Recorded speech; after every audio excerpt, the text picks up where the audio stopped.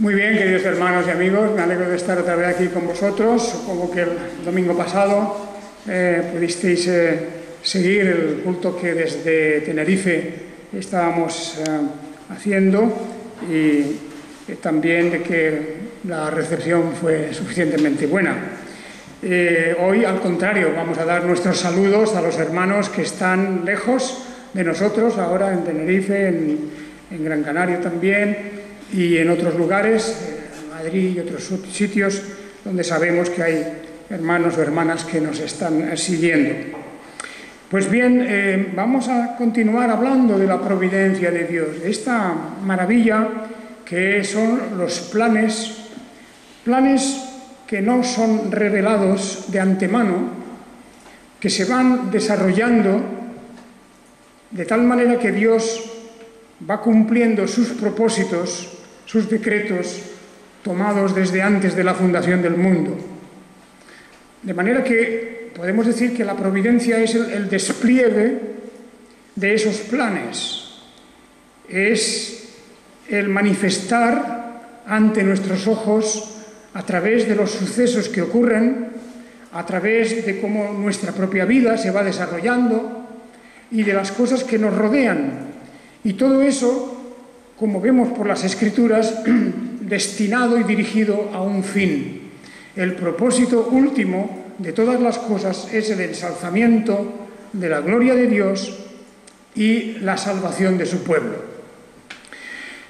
De esta manera, en esta doctrina de la providencia no tenemos que ver nada ominoso, nada amenazador.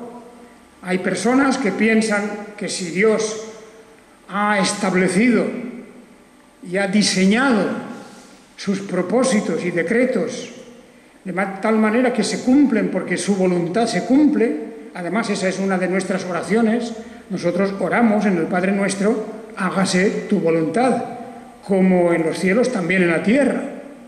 De manera que si esa voluntad divina se va cumpliendo, nosotros debemos de tener, los creyentes, las personas que creemos y que confiamos en Dios, debemos de tener una plena y completa paz. Por eso hablamos hoy de providencia y confianza en Dios. El entender, comprender y ver en las Escrituras cómo se desarrolla, cómo se desenvuelve esa providencia, esos planes divinos, eso ha de producir en nosotros una profunda confianza, aún a pesar de que a lo largo del camino que vamos transitando pasamos por momentos y lugares difíciles, pues nuestra vida aquí en este mundo, en la tierra, es una vida llena de pruebas, de problemas y dificultades, de sinsabores, de desengaños. Todo eso, naturalmente, mezclado con aquellas otras cosas positivas. También tenemos alegrías, recibimos bendiciones de parte de Dios. Estoy hablando y dirigiéndome al que es creyente. Muchos de los que no son creyentes también reciben bendiciones y beneficios porque hay una gracia común que Dios derrama sobre las gentes y que aún a pesar de no ser merecedores, ninguno de nosotros de estos beneficios y bendiciones, sin embargo, los estamos recibiendo. Pero la vida es siempre una carrera de inseguridades. Vivimos en una inseguridad constante. Ahí lo vemos en los salmos. Vemos una y otra vez al salmista, particularmente David, cómo reconoce que su vida está siempre al borde del abismo, como si una enorme tormenta, como si una tempestad de aguas envolvieran a su persona y estuviese como a punto de naufragar, de ahogarse. La vida tiene esas dificultades y cada uno de nosotros podría contar de sus sinsabores, de sus diferentes y diversos problemas a lo largo de esta vida. Ahora bien, yo creo que hemos de comprender que la providencia de Dios no es un destino ciego. Quiero decir con esto que aunque afirmamos que Dios tiene las cosas perfectamente planeadas y pensadas, que nada es fruto del azar, nada ocurre por casualidad, porque eso no existe, todo está dentro de un plan divino, pues aún así, repito que esa providencia divina no es un destino ciego, que nos lleva tal vez arrastrándonos a un fin contrario a nuestros deseos. Esa es un poco la idea pagana, la idea de los paganos acerca de la providencia. No le llamarían providencia, hablarían del destino, de lo que los latinos llamaban el fatum, es decir, de ese azar, de ese destino ciego. Pero no hay un destino ciego. Al contrario, hay una voluntad divina que dirige y gobierna el universo. Lo leíamos siempre este artículo primero del capítulo 5 de la Confesión de Fe. Dios, el gran creador de todo, sostiene, dirige, dispone y gobierna todas las criaturas, acciones y cosas, desde la más grande hasta la más pequeña. Esta es una afirmación que se sostiene con el texto bíblico, con la historia toda del pueblo de Dios, de Israel, de la Iglesia de Dios en el Nuevo Testamento. En definitiva, es una manera de decirnos verdaderamente andamos en una senda que Dios va abriendo delante de nosotros. Indudablemente, para un creyente, el cristiano sabe muy bien que esa senda le lleva a bendición, que finalmente, aunque pasemos pruebas diversas, nos lleva a un final glorioso. No es así cuando alguien se aparta del camino revelado por Dios, de esa manifestación de su voluntad en la que Él quiere que caminemos, porque apartarse del camino de Dios significa pasar tribulaciones para las que no se encuentra consolación. En la carta a los Romanos, en el capítulo 3, hay unos textos que todos conocemos, supongo. Ahí se habla de que aquellos que quieren seguir su propio camino lo tienen muy mal, muy espinoso, muy difícil. Dice el autor de la carta a los Romanos, el apóstol Pablo, dice: no hay justo ni aun uno, no hay quien entienda, no hay quien busque a Dios, todos se desviaron, a una se hicieron inútiles, no hay quien haga lo bueno, no, ni siquiera uno. Fijaos, está hablando en esa especie de visión panorámica. Está hablando primero del mundo pagano de su tiempo. Está hablando de los gentiles que andan sin Dios y sin esperanza. Dice que se desviaron, a una se hicieron inútiles. Está hablando de aquellos que viven en la amargura de su corazón, aquellos que no respetan la ley de Dios. Por eso dice, no conocieron camino de paz. No hay temor de Dios delante de sus ojos. Esta es una imagen, es un retrato de la humanidad incrédula, de aquellos que, como dice el apóstol San Pablo, también nosotros en otro tiempo anduvimos de esa manera. Antes de conocimiento de la palabra de Dios, antes de experimentar algo de lo que significa la bondad divina, también éramos nosotros. No significa que se trate de una cuadrilla de asesinos ni nada de esto, no, simplemente el vivir cada uno según sus propios caminos. Los caminos que el propio ser humano traza no conducen a la paz y a la bendición.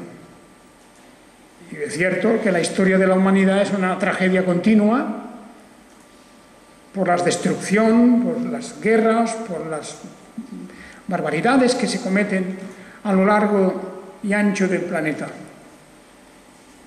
Porque esa es la realidad de aquellos que buscan su propio camino.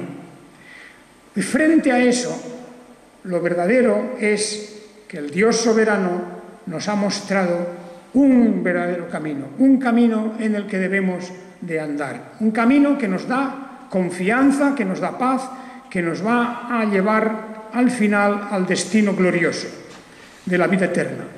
Dice también el mismo apóstol aquí en la carta esta que estamos comentando, mencionando en estos momentos, en la carta a los Romanos y en su gran capítulo 8 y en el versículo 28 dice de esta manera, texto bien conocido: y sabemos que a los que aman a Dios todas las cosas ayudan a bien, a los que son llamados conforme a su propósito. Hace unos momentos hemos leído también de este pasaje, a los que son llamados conforme a su propósito. Y ahora fijémonos en esa frase, a los que aman a Dios, todas las cosas ayudan a bien. Todas las cosas significa eso, literalmente, todas las cosas. Todas las cosas. Más adelante, el propio apóstol nos dice claramente que nada podrá apartarle o separarle del amor de Dios que es en Cristo Jesús. Está persuadido, dice, más adelante en el versículo 38, he sido persuadido de que ni la muerte, ni la vida, porque en la vida hay muchos problemas, muchos sufrimientos, muchos dolores. Pues ni la muerte, ni la vida, ni ángeles se refiere a los ángeles que cayeron, ni ángeles, ni gobernantes en la tierra, gobernantes en la potestad de los aires, ni lo presente, ni lo porvenir, ni las potestades, ni lo alto, ni lo bajo, ni ninguna otra cosa creada podrá separarnos del amor de Dios que es en Jesús el Mesías, Señor nuestro. Esta es una declaración de un hombre que sufrió mucho, de un hombre que batalló, que fue traicionado por los de dentro, por los de fuera, que anduvo la mayor parte de su tiempo como servidor de Dios, pobre, desamparado, perseguido por enemigos, en peligros diversos, sacrificando su vida entera para el servicio de Dios. Y lo está diciendo ahora aquí con esa tranquilidad, diciendo que está persuadido, más allá de lo que podríamos decir una convicción o un pensamiento más o menos ligero, está persuadido de que ni la muerte, ni la vida, ni nada de todo esto le podrá separar de Dios. ¿Por qué?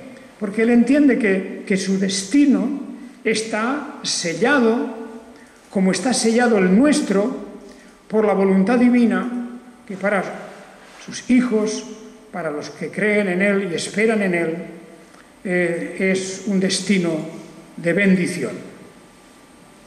Bien, este mensaje es un mensaje de optimismo, es un mensaje para el creyente. Naturalmente, el no creyente en ese aspecto no debe quejarse, no se puede quejar porque lo que estamos hablando está ligado, está unido a la fe. Pues todo aquel que en Él cree tiene vida eterna. Esa es la promesa divina. Y no se puede conseguir lo mismo si uno no tiene, ni cree, ni desea, ni busca, ni tiene ningún interés. Pero la promesa de Dios a los que aman a Dios, todas las cosas ayudan para bien. Todas las cosas. Qué frase, ¿verdad? ¿Cómo podemos decir que nos puede ayudar para bien una desgracia, o un accidente, o cualquier enfermedad grave, o cualquier cosa negativa? ¿Cómo podemos decir que nos ayuda a bien? Pues podemos decirlo y debemos decirlo, porque aquí el texto dice que sabemos que a los que aman a Dios todas las cosas ayudan para bien, a los que son llamados conforme a su propósito, al propósito de Dios. De manera que fijémonos en esto último, hay un propósito. Y eso es la providencia, es decir, hay una planificación positiva de Dios para los que le aman y aquellos a quien Él ama. Bien sabemos, como dice el apóstol Juan, que nosotros le amamos a Él porque Él nos amó primero. Para que cuando decimos amamos a Dios, debemos comprender que eso no es un mérito nuestro, sino que es la respuesta necesaria al amor de Dios derramado en nuestros corazones. Y porque Dios nos ha amado primero, nosotros le amamos también a Él. En esa relación de amor, de cuidado, de protección, todo ayuda a bien, aun incluso las grandes desgracias y problemas y tristezas que podemos estar sobrellevando en esta vida, porque esta vida no es la única y no es la última. Es la que tenemos ahora, en ese momento. Es necesario recordar siempre que nuestra mirada está puesta en el reino de Dios.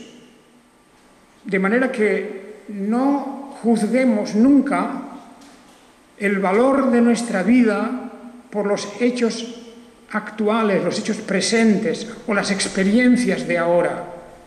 Las experiencias de ahora están repartidas incluso entre las personas que aman a Dios, con una variedad enorme de incidentes y de sucesos y de desgracias. Algunas personas piensan, si yo soy creyente, todo me tiene que ir bien, nunca tendré un disgusto, nunca tendré una necesidad, nunca sufriré, etcétera, etcétera. Esa visión no es verdadera. Eso sería comprensible si esta vida fuera la única. Entonces, si todas las promesas de Dios tuvieran relación con esta vida, pues claro, hasta incluso podríamos protestar a lo mejor, como diciendo, hombre, me han prometido estas cosas, no se cumplen. Pero hemos de comprender que las promesas de Dios no se refieren de una manera última y definitiva para esta vida, porque esta vida es una parte muy pequeñita, es una pieza insignificante de nuestra vida. Este tiempo que estamos aquí, como la flor del campo, dice, como la hierba que hoy es y mañana no es.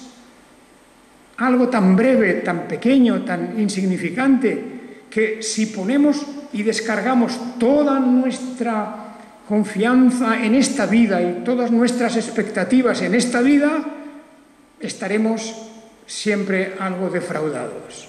Siempre tendremos dudas, siempre tendremos quejas. Pero cuando comprendemos que hay un reino de Dios y que tenemos unas promesas divinas, para el incrédulo ese es un motivo a lo mejor de burla. Claro, las personas que cuentan solo con hoy y ahora y que solamente entienden la felicidad por los bienes materiales y por la, por la tranquilidad de su vida aquí, pues muchos piensan que somos ilusos, que somos un poco inocentes de cifrar toda nuestra esperanza en otra vida. Pero claro, es que eso es el cristianismo. Eso es la fe cristiana. Nosotros, cuando pedimos a Dios, siguiendo aquel modelo de la oración, el Padre Nuestro, decimos, venga tu reino, venga tu reino. Queremos ver el reino de Dios establecido para siempre.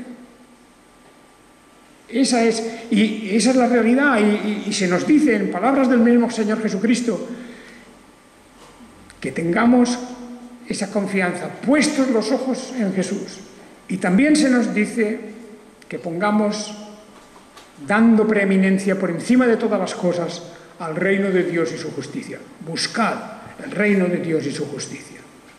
Muy bien, pues hermanos y amigos, esto quiere decir que la clave de todo esto, para resolver esa aparente contradicción de tan grandes promesas por un lado y de experiencias tan amargas a veces por otro, que parece pues contradictorio, porque Dios nos promete un reino, Dios nos promete una vida eterna, Dios nos promete una felicidad sin sombra ninguna, y por otro lado, aquí cuántos sudores y cuántas dificultades y cuántos problemas tenemos que sobrevivir. Pues esto, para resolver ese conflicto, la palabra clave es confianza.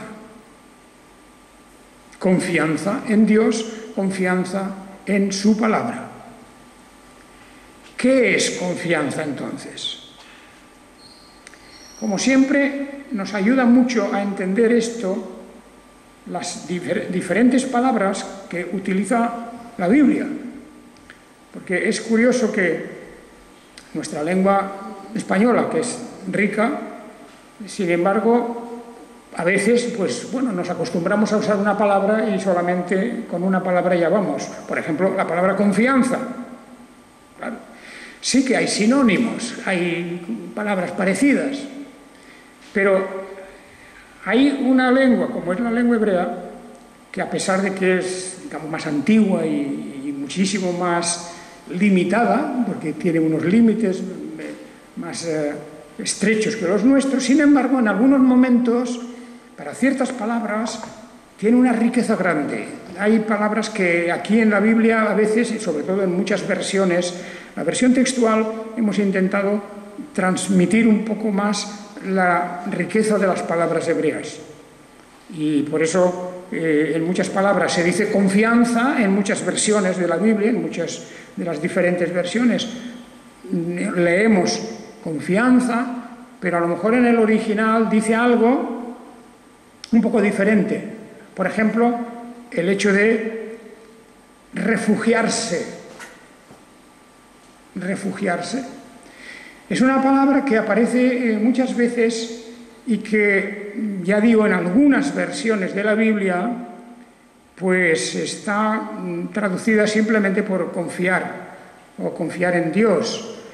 Tengo aquí el Salmo 73,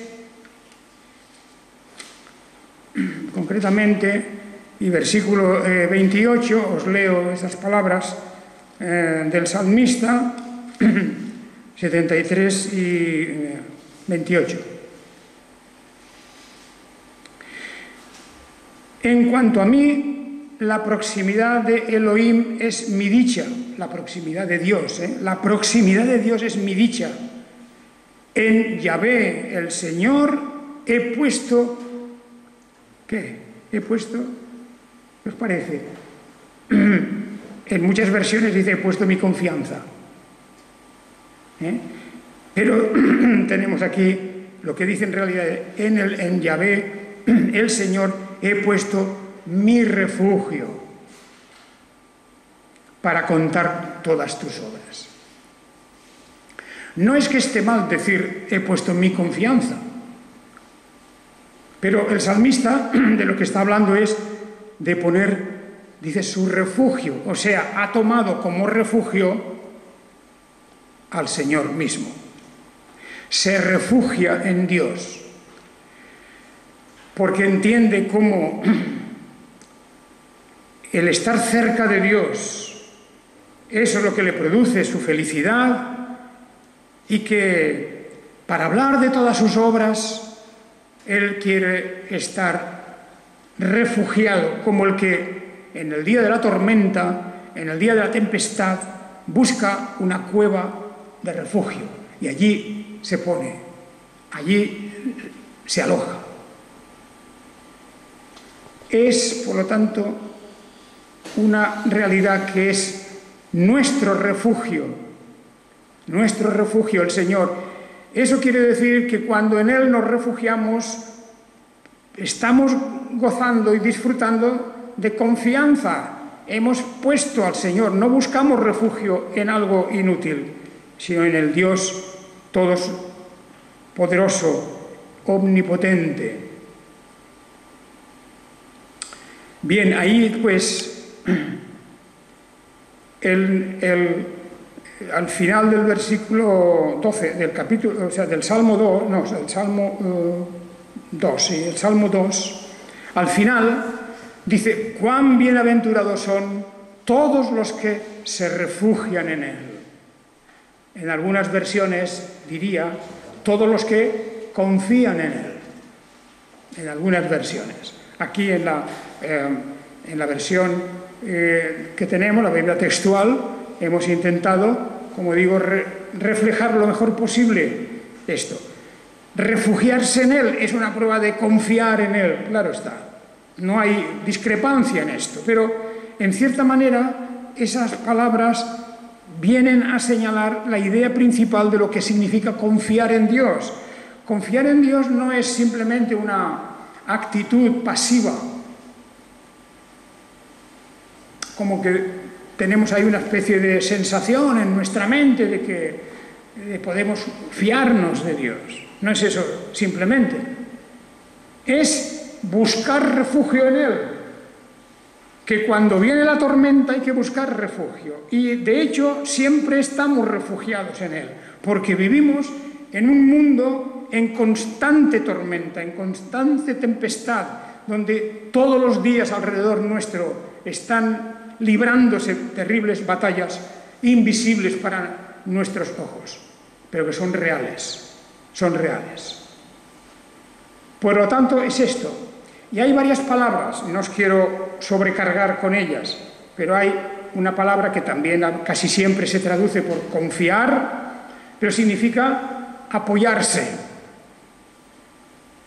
Apoyarse en Él.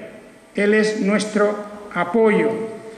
En Él, diríamos, buscamos ese sostén que necesitamos en el momento de la tribulación. Hay un salmo que es el Salmo 9, versículo 10. Aquí se ha puesto confiar simplemente. En ti confiarán los que conocen tu nombre, por cuanto tú, oh Yahvé, no abandonas a los que te buscan. Bien, sepáis que esta palabra, concretamente, una palabra hebrea que es bataj, esta palabra significa literalmente apoyarse. En ti se apoyarán los que conocen tu nombre. Pero hay una costumbre que tenemos ya en todas las versiones de la Biblia de poner confiar y utilizar el verbo confiar o la palabra confianza cuando en la lengua hebrea hay una especie de matiz que quiere decir confiar. Porque claro está, cuando tú te apoyas en alguien es porque confías que te va a aguantar, te va a sostener. Pero lo que pone en realidad en esa palabra hebrea es apoyarse. Como también hay otra en el libro de Proverbios que significa escudarse. Es decir, poner a Dios como nuestro escudo. Es la misma idea que refugiarse detrás de algo que nos protege. Que venga lo que venga, ahí está primero el escudo. Un escudo impenetrable. Y todo aquel que confía en Dios es porque está protegido por ese escudo. Y por eso está confiando. Dice, no, es que delante mío hay un escudo. Y ese escudo es el que recibe todas las flechas, las lanzas y jabalinas y todo lo que venga, y rayos y truenos, porque Dios me ha protegido y me ha escudado. Él es mi escudo. Pues bien, estas son ideas, como también la misma idea en los libros bíblicos, concretamente en el libro de Job, en donde se habla de confianza, pero se habla de esperar con convicción. Esperamos en la protección divina. También ahí es una actitud que tenemos, el cristiano ha de tener y debe disfrutar de esa espera, convencido de la protección divina. Y de esa forma, la providencia divina, la que ordena todas las cosas para nuestro bien último, nos va rodeando de los elementos necesarios para que ni nada ni nadie nos pueda separar o apartar del amor de Dios que es en Cristo Jesús, que ese es el objetivo final de todas las cosas. Lo que el apóstol San Pablo nos dice claramente en esta carta suya. ¿Qué nos separará del amor del Mesías? ¿Tribulación o angustia o persecución o hambruna o desnudez o peligro o espada? Como está escrito, por causa de ti somos muertos todo el tiempo, somos estimados como ovejas de matadero. ¿Os habéis parado a pensar vosotros, a través de la historia de la Iglesia cristiana, la cantidad incontable de mártires, de personas, mujeres, hombres, ancianos, jóvenes, niños, de todo, que han muerto, que han sido asesinados, martirizados por causa de la fe? Por causa de ti somos muertos todo el tiempo, estimados como ovejas de matadero. Así como ovejas de matadero han llevado muchas veces a los cristianos en muchos lugares y en muchas épocas de la historia de la Iglesia. Pero dice, ¿qué cosa nos puede separar? Aún la última y más terrible de todas, el martirio, la tortura, el sufrimiento, la pérdida de todo. Pero dice, ¿esto nos va a separar? Al contrario, en todas estas cosas somos más que victoriosos por medio del que nos amó.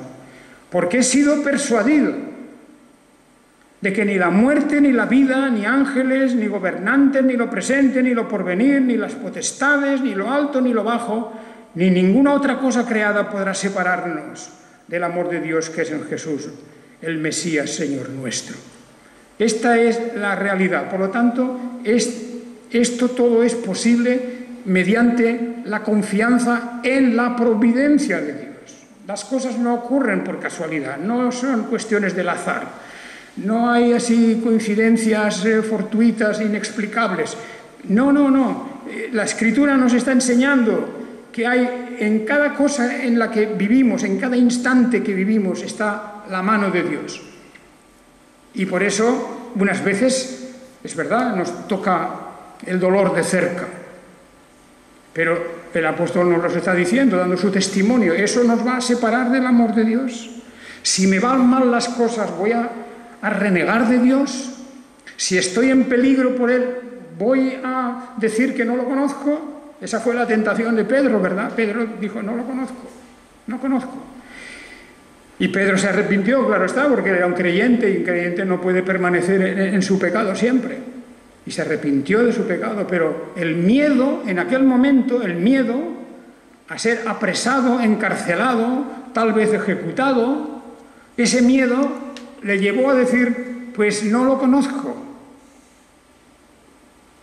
Pero no había por qué decirlo, porque el Señor cuida de nosotros también. Y por eso hemos de estar siempre en la tranquilidad y en la paz. Bien, hermanos, por lo tanto, hemos de decir, ¿confianza? Pues sí, porque la fe en Dios y la confianza en Dios, la fe en Jesucristo y la confianza en Jesucristo, en sus planes providenciales, eso va unido todo. Así que cuando las cosas van mal, vamos a decirlo de esa manera global, general, en la vida nuestra atravesamos momentos de dificultades y podemos decir, pues me van muy mal las cosas. ¿Me van muy mal? No. Dios también cuida de ese momento de mi vida. De alguna manera saldremos. Pero de todos modos, yo continuaré buscando primero el reino de Dios y su justicia. Es el fin último de nuestra vida. Así que aquellos mártires de la fe en las persecuciones romanas, en las persecuciones, luego en las guerras de religión diversas de los siglos XVII sobre todo, y hoy día persecución también al pueblo cristiano en muchos países, también la hay. Pues en todos esos momentos es una cuestión de confiar. Ellos confiaron y muchos murieron. Me diréis, ¿es que la confianza en Dios no es el pasaporte seguro para librarnos y salir del atolladero? No, no siempre es eso. La confianza está puesta en el fin último de todas las cosas, que es nuestra salvación eterna. Y por eso los mártires comprendieron esto así, y aquellos que su fe era una fe firme y fuerte, sobrellevaron el dolor de las hogueras y de las muchas formas crueles de muerte a las que fueron sometidos. Por eso, hermanos, huyamos siempre y pidamos a Dios que nos libre de la desconfianza. Naturalmente, lo contrario. Dios nos está llamando a decir, confiad en mí. Es como el barco que navega en medio de la niebla espesa y no ve nada, no se ve nada. Y cuando se va navegando o volando, tal vez más impresionante hoy día por la enorme velocidad, volando en medio de una niebla espesa, nadie ve nada, no se ve nada. Habrá una montaña ahí delante, vamos directos hacia el mar, ¿qué ocurrirá? Pues en medio de la niebla hay quien está guiando, nos está guiando al fin último y al propósito definitivo, que es nuestra vida eterna, nuestra salvación. Que Dios nos libre de la desconfianza. La desconfianza.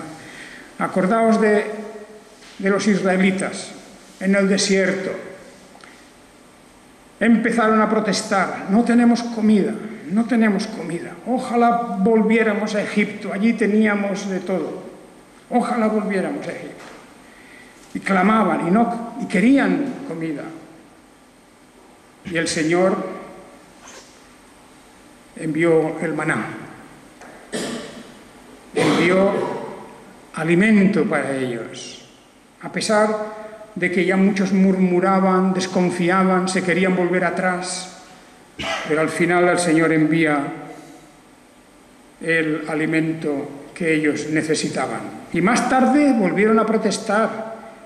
Y no, ahora queremos carne, ya este maná, ya estamos cansados, queremos carne. Y Dios les envió aquellas aves, aquellas codornices, a miles y miles y miles, para que comieran. Y siempre era una muestra de que Dios, a pesar de nuestra desconfianza, de que muchas veces no acabamos de fiarnos, pues Dios pasa por alto y nos da lo que verdaderamente es necesario e imprescindible. Y termino con una referencia a algo que tiene mucha relación con esto. La falta de confianza es una forma de cobardía. Parece extraño, ¿verdad?, que diga eso, pero cuando hay un espíritu de cobardía, es decir, que se enfrenta uno a un problema, pero le invade un espíritu de temor, de pánico, de terror por ese problema en concreto. En el fondo lo que se está descubriendo es una cobardía, y la cobardía significa ausencia de confianza en Dios. Esto es muy, muy importante. Y uno puede pensar, bueno, eso de la cobardía no tiene tanta importancia, si uno es cobarde, ¿qué le va a hacer? No, es importante, es muy importante. En el libro de Apocalipsis hay un texto que yo he mencionado muchas veces. Es un texto en el capítulo 21, dice, capítulo 21, versículos 7 y 8. Bueno, dice antes, el versículo 6, dice, y me dijo, Juan, el apóstol Juan dice, me dijo, hecho está, yo, el alfa y la omega, el principio y el fin, al que tiene sed le daré gratuitamente de la fuente del agua de vida. El que venza heredará estas cosas, y le seré por Dios y él me será por hijo. Pero los cobardes e incrédulos, y abominables, y homicidas, y fornicarios, y hechiceros, y idólatras, y todos los mentirosos tendrán su parte en el lago que arde con fuego y azufre, que es la muerte segunda. Fijaos, esta lista de los que andan fuera del camino de Dios, esta lista comienza con la palabra los cobardes. Hombre, y todos no tenemos el espíritu de Sansón, ¿verdad? Todos no somos héroes, no hace falta. No hace falta ser un héroe, no hace falta ser una especie de gran guerrero, no. Pero lo que Dios no admite es la cobardía, porque la cobardía lleva a otras cosas, a la renuncia, a la verdad, a la justicia. La cobardía es querer refugiarse uno como sea, en donde sea, pasar desapercibido, no se enfrenta a la realidad. Y por eso dice los cobardes e incrédulos, porque la cobardía es una muestra de falta de confianza en Dios. No somos héroes, como digo, y no somos, ni estamos llamados a ser grandes guerreros, pero sí que estamos llamados a poner toda nuestra confianza en Dios, en la vida, en este mundo. A poner a Dios como nuestro refugio, como nuestro escudo, como nuestro apoyo. En definitiva, a tener plena y total confianza en Él. Y esto lo conseguimos por medio de su palabra. Su palabra no es un esfuerzo que viene de nosotros, no es una técnica psicológica. Es la realidad que tenemos aquí de que la palabra de Dios infunde en nuestro espíritu la confianza completa en Él. Que Dios os bendiga a todos y haga que prosperemos y prosigamos creciendo en la confianza en el Señor. Y ahora...